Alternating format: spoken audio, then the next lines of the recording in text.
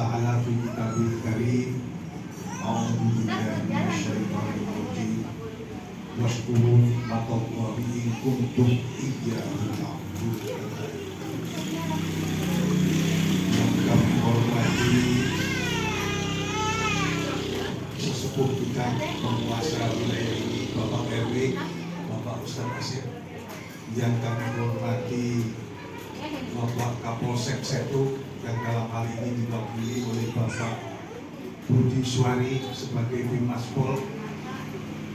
Yang kami hormati Ketua Yayasan Aulia Al-Mukarrom Bapak Zainuddin.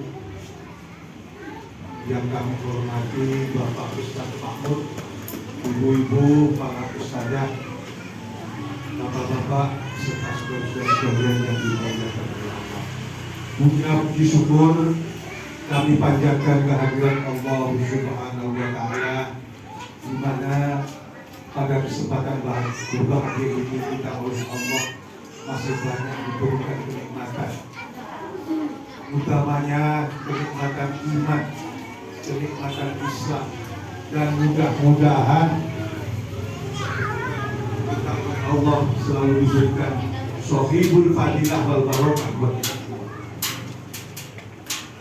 Selanjutnya, sholawat serta salam kita limpahkan kepada junjungan kita, baginda Nabi besar Muhammad Sallallahu Alaihi Wasallam, yang telah membawa kita dari alam zulumat menuju alam ilmu Islam, dan mudah-mudahan syafaatnya selalu bersama kita di yaumil kiamat nanti.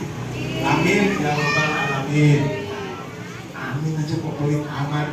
Ya, jadi ya jangan, nggak boleh pelit ya.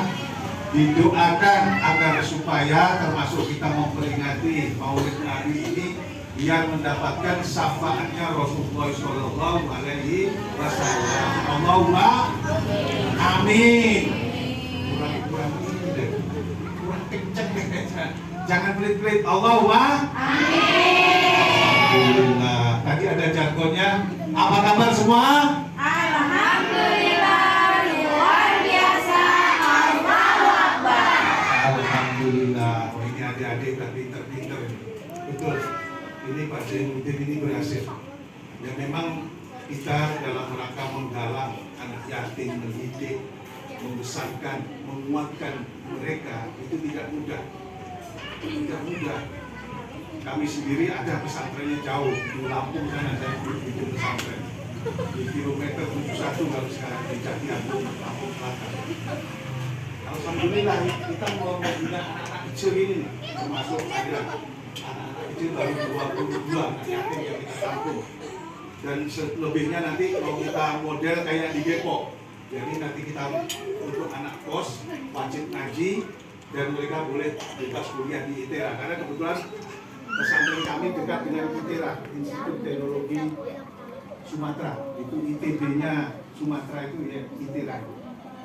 Jadi memang tidak mudah. Ternyata yang tadinya kita yang anak sekolah, anak biasa, ternyata mendidik yang takut, yang anak-anak yang baru tumbuh ini tidak gampang, Bu. Apalagi memberikan contoh yang apa ya, yang baik itu sulit. Ya begitulah. Membina anak-anak itu sangat sulit, makanya perlu kesabaran, perlu kebijaksanaan, perlu penguatan, perlu kuat mental kita untuk mendidik anak-anak kita biar menjadi anak-anak yang tangguh. Karena apa? Karena anak-anak ini kan sekarang disebut dengan milenial. Nah, milenial ini gangguannya adalah di komunikasi, yaitu HP. Sekarang banyak itu game-game. Saya kemarin dengar di Bekasi ini ada dikasih nyuri uang mamanya 1 juta hanya buat top up game di HP. Iya. Yang saya heran begitu bukan HP-nya itu, begitu ada anak kecil bawa uang 1 juta top up game diberikan. Akhirnya yang konsultasi dengan kami, laporannya polisi biar ada win-win solution. Lapor kalau di sini lapor Pak Budi, ya itu makanya sangat sulit membina milenial ini, apalagi di sini ada al yatim ya, anak yatim itu harus kita muliakan. Kalau mereka mulia, insya Allah kita pasti mulia. Suatu jamaah azumah, ada pesta, apabila anak yatim ikut makan di situ, maka makanannya adalah seakan-akan makanan di surga. Ini kemuliaan anak yatim. Oleh karena itu, makanya Pak Jainuddin ini saya kenal beliau itu di FPK, Bu. Kebetulan saya ketua forum pembaharuan kebangsaan Kabupaten Bekasi. Waktu itu zamannya Pak Saadudin sampai ke Nenek. Pak Jainuddin ini FPK Sendo, waktu kita membentuk FPK di kecamatan seluruh Kabupaten Bekasi, nah ketemu dengan Pak Jainuddin. Dan Pak Jainuddin yang memang aktivitasnya sebagai wartawan itu sangat mumpuni, sangat kemana-mana, sehingga untuk yayasan ini kalau Pak salah ketauladanan apapun yang ada dalam diri Rasulullah itu harus kita contoh. Bagaimana makannya, bagaimana cara bergaulnya, bagaimana cara beristrinya, bagaimana cara merawat anaknya, dan lain sebagainya. Sehingga kehidupan, dimensi kehidupan apapun itu perlu kita contoh. Ibu-ibu, bapak-bapak, serta saudara-saudara sekalian yang dimuliakan oleh Allah, bahwasanya Rasulullah ini juga punya mukjizat. Nah ini kadang-kadang jarang dikemukakan. Mukjizat Rasulullah yang pertama adalah apa?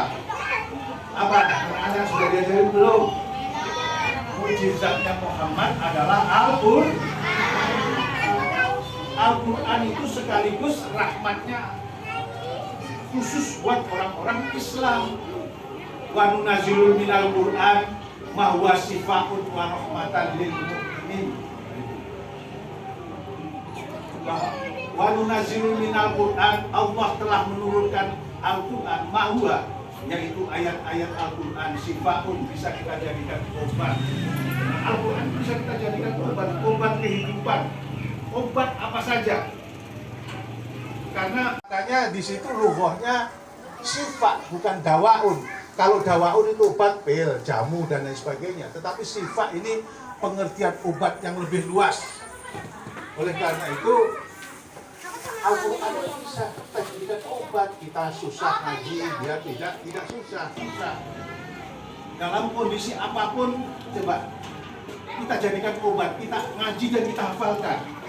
Iya Bu, kita nganggur hafalin Quran. Di mobil perjalanan mana, kalau saya begitu, kita hafalnya aja, nggak usah perlu yang terlalu urut. Nggak hafal berhenti, nanti dilihat di rumah di Al-Quran, dihafalkan. Pokoknya dimanapun juga kita hafalkan. Niatnya untuk jadikan obat agar supaya kita tidak tersesat, agar supaya juga kita diselamatkan di perjalanan.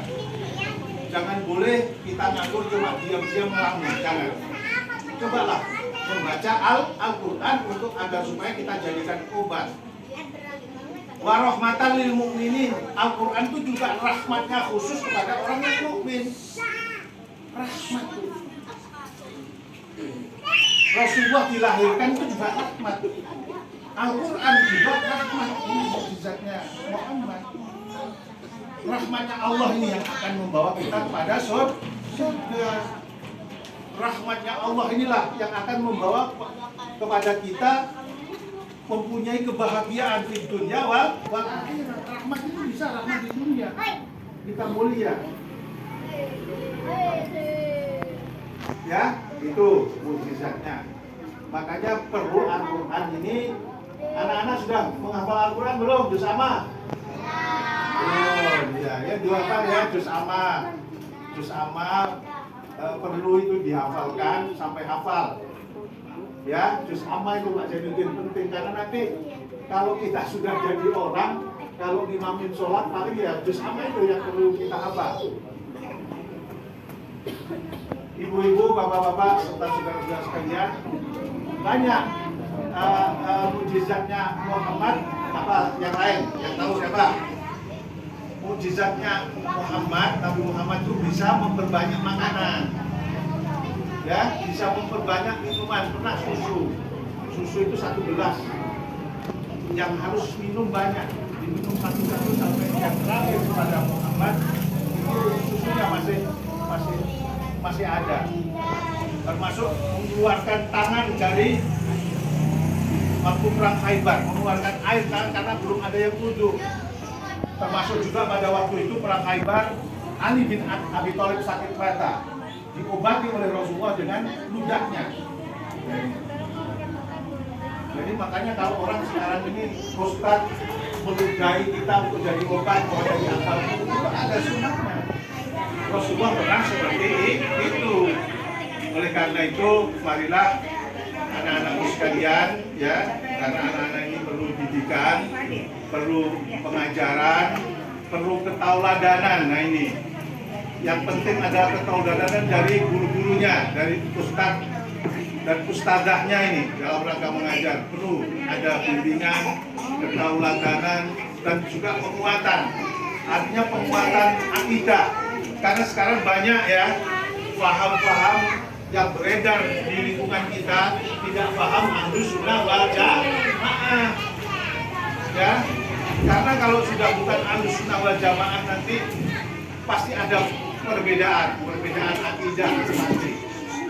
Ya, kalau akidahnya bukan Al-Asy'ariyah dan Al-Maturidiyah dan bukan Arba'ul Madzhab, maka diperiksa ulang. Ibu mau menyekolahkan di mana? Itu perlu ada bimbingan dari guru-guru, dari ustadz-ustadz dan yang lain sebagainya. Saya kira itu ya, karena ini waktunya saya juga. Mari kita membacakan Mukjizatul Fatihah. Mudah-mudahan dengan Mukjizat Fatihah, anak-anak besok menjadi orang anak-anak yang bermanfaat, anak-anak yang berguna bagi bangsa dan negara, anak-anak yang menjadi sarjana, yang nanti mampu mengangkat dirinya menjadi orang yang takwa kepada Allah Subhanahu wa Ta'ala. Al-Fatihah. Alhamdulillah.